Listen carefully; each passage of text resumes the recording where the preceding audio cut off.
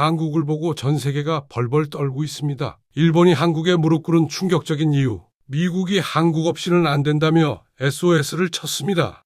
요즘 유튜브 들어가 보셨습니까? 이런 제목들이 넘쳐납니다. 하루가 멀다 하고 세계가 한국에 굴복하고 무릎 꿇고 경악하고 산사를 보낸다고 합니다. 그런데 말입니다.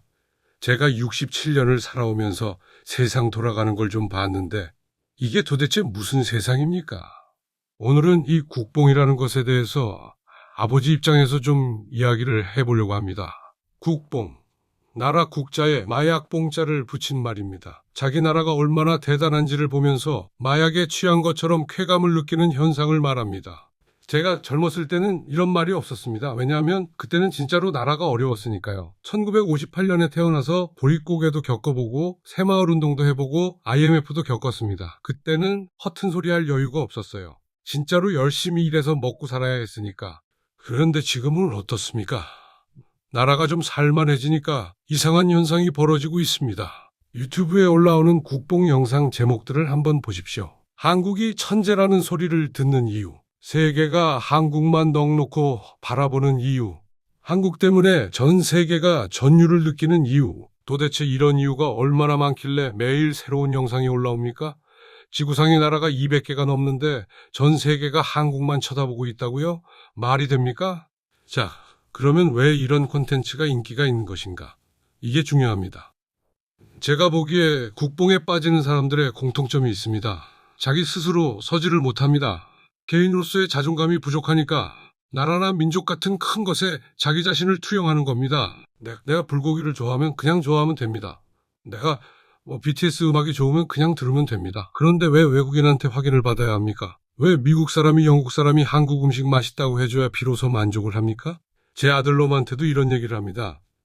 야, 네가 잘하면 그게 잘한 거지 남이 잘했다고 해줘야 잘한 거냐? 스스로 떳떳하면 그만인 거야. 그런데 우리 사회가 이게 안 됩니다. 두유노 병이라고 하죠. 외국인만 보면 두유노 싸이, 두유노 BTS, 두유노 김치 이러고 다닙니다. 한 번은 미국 국무부 브리핑에서 한국 기자가 대변인한테 두유노 강남스타일? 이라고 물었다고 합니다. 그날 주제가 뭐였는지 아십니까? 이란 핵 문제였습니다. 국제안보 문제를 논의하는 자리에서 연예인 노래를 아느냐고 물은 겁니다. 창피한 일입니다. 국뽕 콘텐츠가 왜 결국에는 거짓말로 갈 수밖에 없는지 설명을 드리겠습니다. 한국이 자랑할 만한 게 있습니다. 당연히 있죠. 반도체, K-팝, 의료 접근성, 인터넷 인프라 이런 것들 자랑스러운 겁니다. 제가 젊었을 때 생각하면 격세지감입니다. 그런데 말입니다. 그 자랑거리가 몇 개나 됩니까? 10개? 20개? 100개라고 칩시다. 그러면 그걸 다 얘기하고 나면 끝입니다. 더 이상 새로운 영상을 못 만듭니다. 그런데 유튜버들은 매일 영상을 올려야 돈을 법니다. 그러니까 어떻게 됩니까? 없는 얘기를 만들어내기 시작합니다. 과장을 하고 거짓말을 하고 점점 더 자극적인 제목을 붙입니다. 세계가 경악, 전 세계가 오열, 무릎을 꿇었다. 이런 표현들이 왜 나옵니까? 진짜 그런 일이 있어서가 아닙니다. 그래야 클릭을 하니까 그렇게 쓰는 겁니다. 요즘은 외국인들이 직접 나와서 한국을 찬양하는 콘텐츠도 많습니다. 미국 사람이 영국 사람이 한국에 와서 와 한국 최고 이러면 뽕의 양이 배가 되는 거죠. 그런데 최근에 논란이 된 사례가 있습니다. 미국인 유튜버가 미국은 지옥이고 한국은 천국이라는 식의 영상을 올렸다가 문제가 됐습니다. 이 사람이 뭐라고 했냐면 미국 의료보험이 월 400만 원이 넘는다. 세금이 너무 비싸다. 그래서 이민 생활을 포기하고 한국으로 가야겠다. 이런 주장을 했습니다. 그런데 팩트를 확인해보면 이야기가 달라집니다. 첫째, 미국 의료보험이 비싼 건 사실입니다. 그런데 월 400만 원이면 상당히 고급 보험입니다. 일반적인 가족보험은 그거보다 쌉니다. 게다가 직장에 다니면 회사에서 보험료 대부분을 내주는 경우가 많습니다. 이 사람은 그 부분은 얘기를 안 했습니다.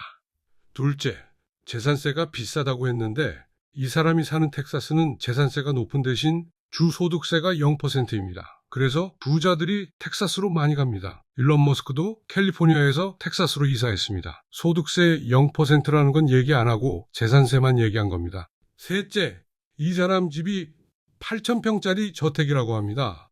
8,000평이면 가로 세로 160m가 넘는 땅입니다. 그 정도 대저택에 살면서 재산세가 비싸다고 불평하는 게 말이 됩니까? 결국 뭡니까? 한쪽 얘기만 하고 다른 쪽은 숨긴 겁니다.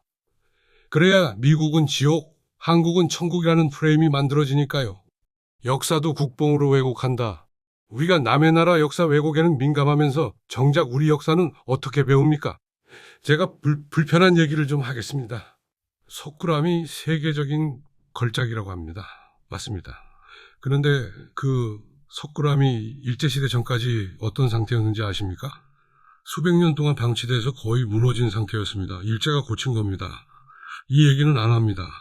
조선통신사가 일본에 문물을 전해줬다고 배웁니다. 그런데 당시 조선통신사가 일본에 가서 쓴 기록을 보면 길이 깨끗하고 사람들이 부유하고 시장에 물자가 넘치는 걸 보고 저놈들이 왜 이렇게 잘 사느냐고 분해했다는 내용이 있습니다. 이것도 안 가르칩니다. 장영실이 자격루를 만들었을 때 유럽에서는 이미 150년 전부터 기계식 시계를 쓰고 있었습니다. 자격루 만든 지 50년 뒤에는 주머니에 넣고 다니는 회중시계가 나왔습니다. 대동여지도가 완성된 2년 뒤에 런던에서는 지하철이 운행을 시작했습니다. 불쾌하십니까? 기분 나쁘십니까? 그런데 이게 사실입니다. 우리가 이렇게 안 배웠을 뿐입니다. 제가 왜 이런 얘기를 합니까? 과거를 비하하자는 게 아닙니다. 현실을 똑바로 보자는 겁니다. 과거의 현실을 제대로 안 보니까 지금의 현실도 제대로 못 보는 겁니다. 제가 67년을 살면서 이 나라가 어떻게 변했는지 다 봤습니다. 1960년대 우리나라 1인당 국민소득이 얼마였는지 아십니까? 100달러도 안 됐습니다. 필리핀보다 못 살았습니다. 그때 필리핀 사람들이 한국에 와서 원조를 해줬습니다. 그런데 지금은 어떻습니까? 세계 10위권 경제대국입니다.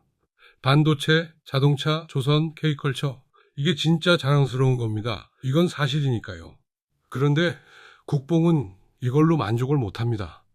사실만으로는 부족하니까 거짓을 보태는 겁니다.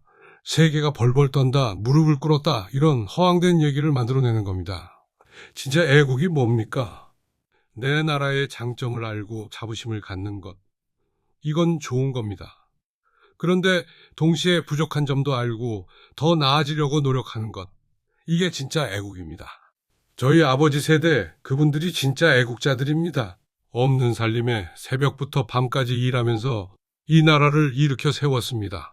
그분들이 유튜브 보면서 우리나라 최고 이러고 앉아 계셨습니까? 아닙니다. 묵묵히 일했습니다.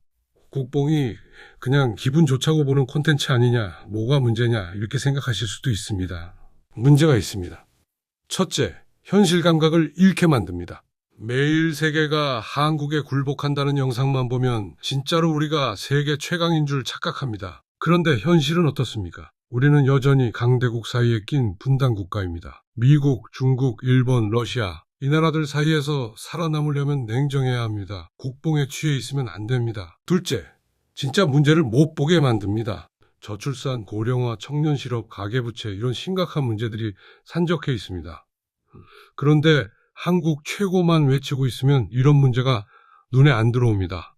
마약에 취하면 고통을 못 느끼는 것처럼 국뽕에 취하면 문제를 못 느끼는 겁니다. 셋째, 다른 나라를 무시하게 됩니다. 국뽕 콘텐츠의 끝은 대부분 어디로 갑니까? 네, 다른 나라 비하합니다. 동남아시아 무시하고 중국 비하하고 일본 조롱하고 이게 무슨 선진국 국민의 모습입니까? 진짜 자신감 있는 사람은 남을 깔볼 필요가 없습니다. 스스로 부족한 사람이 남을 깔보면서 우월감을 느끼는 겁니다. 제가 보수적인 사람입니다. 근데 보수가 뭡니까? 지킬 것을 지키고 현실을 똑바로 보고 허황된 이상에 빠지지 않는 겁니다. 그런 의미에서 국뽕은 보수가 아닙니다. 국뽕은 현실을 외면하는 겁니다. 거짓에 취하는 겁니다. 이건 보수도 아니고 애국도 아닙니다. 진짜 보수는 뭡니까? 우리 선조들이 피땀 흘려 만들어 놓은 것을 지키는 겁니다. 자유민주주의, 시장경제, 한미동맹 이런 것들을 지키는 게 보수입니다. 유튜브 보면서 세계가 한국에 무릎 꿇었다고 좋아하는 게 보수가 아닙니다.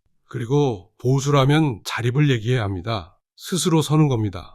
남한테 인정받아야 자존감이 충족되는 게 아니라 내가 제대로 하면 그게 자존감인 겁니다. 오늘 좀 불편한 얘기를 많이 했습니다. 그런데 제가 왜 이런 얘기를 합니까? 이 나라를 사랑하기 때문입니다.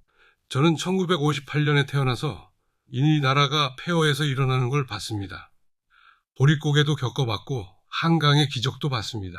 올림픽도 봤고 월드컵도 봤습니다. 이 나라가 정말로 대단한 나라라는 걸 압니다. 그런데 그 대단한 나라가 거짓말에 취해서 헛된 자화자찬이나 하고 있으면 안 됩니다.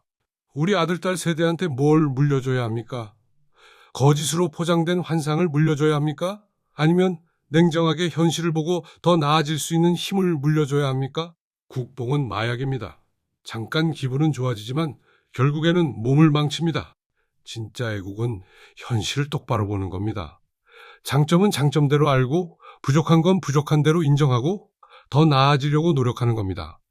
그게 제가 67년 살면서 배운 겁니다. 오늘 이야기는 여기까지입니다.